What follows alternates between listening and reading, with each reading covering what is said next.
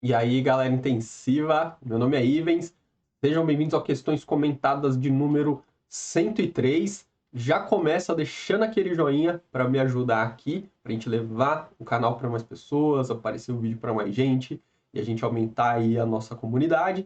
Também não esquece de se inscrever no canal se você não está inscrito e de indicar para alguém aí se inscrever, para a gente aumentar o número de pessoas aqui junto com a gente e de comentar, né? Deixa algum comentário aí para aumentar o engajamento, você sabe que ajuda, tu conhece a dinâmica aí do YouTube, sabe como é, né? Bora lá ver as nossas questõezinhas de hoje. Bom, hoje a gente também vai ter as questões da prova do Einstein aí, tá? Então a gente teve semana passada, essa semana vamos aí de novo com mais algumas questões do Einstein. Ventilação não invasiva é um dos procedimentos indicados para o tratamento da insuficiência respiratória, mas deve ser adequada para cada situação clínica. O ajuste de parâmetros ventilatórios em ventilação não invasiva está correto em... Vamos lá, vamos de baixo para cima, tá? Vou começar aqui ó, na D. Na DPOC, a PIP deve ser ajustada acima da PIP intrínseca e sugere-se utilizar em torno de 6, uma vez que é difícil mensurar a PIP intrínseca durante a ventilação espontânea. Bom, quando a gente fala de DPOC, a PIP ela deve ser ajustada, né, em até 85% da PIP intrínseca e não acima da PIP intrínseca, né? E realmente é difícil mensurar a PIP intrínseca durante ventilação espontânea, né? É difícil fazer uma pausa expiratória.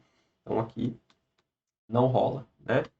C. Para edema pulmonar cardiogênico, a evidência mais forte de ventilação não invasiva é o modo CPAP e sugere-se a utilização de PIP de 5 centímetros de água para que sejam garantidos efeitos hemodinâmicos e ventilatórios. Bom, hoje o que a gente tem de evidência é que tanto faz CPAP quanto BIPAP. Se você pegar as últimas revisões, a gente vai ver que os desfechos entre modos ventilatórios BIPAP e CPAP são iguais. O que muda é quando compara CPAP e BIPAP com o oxigênio. E geralmente a gente recomenda que use níveis de PIP, né, ou de CPAP de pelo menos 10 centímetros de água, tá? E não 5. Então a C também está errada. B. Na DPOC, recomenda-se que o modo PSV do ventilador convencional seja ajustado com pressão de suporte suficiente para gerar um volume corrente de 6 a 8 ml por quilo e a frequência respiratória abaixo de 30 incursões por minuto. Bom, então no DPOC, o modo preferível são modos de duas pressões, né? Então, ou BIPAP ou PSV. Então aqui tudo certo. Pressão de suporte suficiente para um volume corrente de 6 a 8 ml por quilo. Beleza, e frequência respiratória abaixo de 30. Então, beleza, por enquanto estamos aqui na B, tá certo. A. Na insuficiência respiratória hipoxêmica, sugere-se utilizar PIP acima de 10 e pressão de suporte para fornecer um volume corrente de 10 ml por quilo em ambiente de UTI, visando garantir uma boa expansão pulmonar. Bom, na insuficiência respiratória hipoxêmica, sugere-se utilizar uma PIP acima de 10? Nossa, é difícil fazer uma afirmação dessa, né? Mas talvez utilizar aí pelo menos 10, né? Seja uma boa indicação para iniciar a sua VNI, não, mano.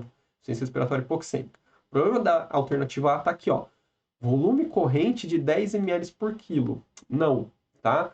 Então, a gente vai almejar sempre um volume aí de 8 ml por quilo, até porque volumes correntes na VNI que estejam maiores que 9, eles estão associados à falha da ventilação não invasiva. Então, pacientes onde você ajusta a VNI, você não consegue controlar esse volume corrente, ele fica acima de 9 ml por quilo, geralmente está associado à falha da ventilação não invasiva, tá? É um drive muito exacerbado que gera um volume corrente muito alto. Então, aqui está errado. E a gente fica na B, e aí a questão correta é realmente a B, a alternativa correta. Próxima questão, considere a figura a seguir. E aqui ele dá um gráfico de ventilação mecânica, né? Então tem um gráfico aqui ó, de volume, de fluxo e de pressão. E aí a pergunta é, a figura diz respeito ao modo de ventilação, né? Qual modo de ventilação diz respeito a essa figura? Então aqui ó, pressão controlada. Para a gente saber se é pressão controlada, a gente vai olhar para o gráfico de pressão e a gente vai ver se ele está dando aqui ó, o mesmo nível de pressão, e aparentemente tá, apesar de eu ter traçado uma linha meio torta, mas ele dá o mesmo nível de pressão, só que o que muda aqui é que a gente vê que o tempo inspiratório é diferente, né? Ó, você vê que ó, tem um tempo inspiratório aqui menor, aqui tem um tempo inspiratório maior, aqui também é um tempo inspiratório maior, aqui tem um menor, e na pressão controlada o tempo inspiratório é fixo, porque você programa esse tempo inspiratório. Então os tempos inspiratórios têm que ser iguais. Então, não é pressão controlada. Pode ser volume controlado? Então, a gente vai olhar para duas curvas. A gente vai olhar para a curva de volume, e se é volume controlado, em todas as respirações o volume teria que ter o mesmo valor. E a gente vê que tem um aqui, principalmente, que é bem acima dos outros, né? E os outros têm pequenas variações. E a curva de fluxo deveria ter um fluxo também que é igual, porque a gente também determina o fluxo, né? Então ele pode ser um fluxo quadrado ou decrescente, mas no caso ó, aqui, se fosse decrescente, as curvas de fluxo teriam que ser todas iguais. E a gente vê aqui, ó, por exemplo, que tem uma diferença grande, né, entre essa e essa. Então também não pode ser volume controlado. Ventilação mandatória sincronizada intermitente, que é o famoso SMV. Então, assim, quando a gente tem questões que representam SMV, o que mostra para a gente que é o SMV geralmente é porque ele tem um ciclo controlado, um ciclo assistido e um ciclo espontâneo. E aqui todos os ciclos que a gente tem, ó, tem essa inflexão aqui na curva de pressão, que isso aqui representa o disparo pelo paciente.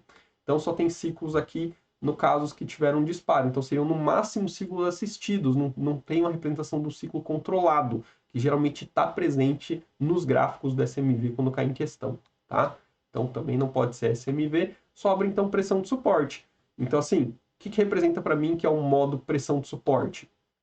Fluxo livre, volume livre, nível de pressão fixo, né? Tem o mesmo nível de pressão aqui em todos os níveis, e o tempo inspiratório vai variar de acordo com o pico de fluxo. Onde tem um pico de fluxo maior, tende a ter um tempo inspiratório maior. Então, realmente que é compatível com o modo pressão de suporte, tá? Vamos checar aí o gabarito. Então, ó, letra C, pressão de suporte. Pode colocar o certo aí na sua prova, né, que você acertou mais uma questão. Por falar nisso, comenta aqui embaixo para mim se você fez a prova do Einstein, se você acertou essas questões, se você ficou com dúvida. Se tem outras questões que você está em dúvida, bota aqui no comentário também para eu trazer nos próximos questões comentadas. Não esquece de, antes de sair do vídeo, deixar aquele joinha para me dar aquela ajuda. Se inscrever no canal se você ainda não é inscrito, trazer mais pessoas aqui para se inscrever no canal também.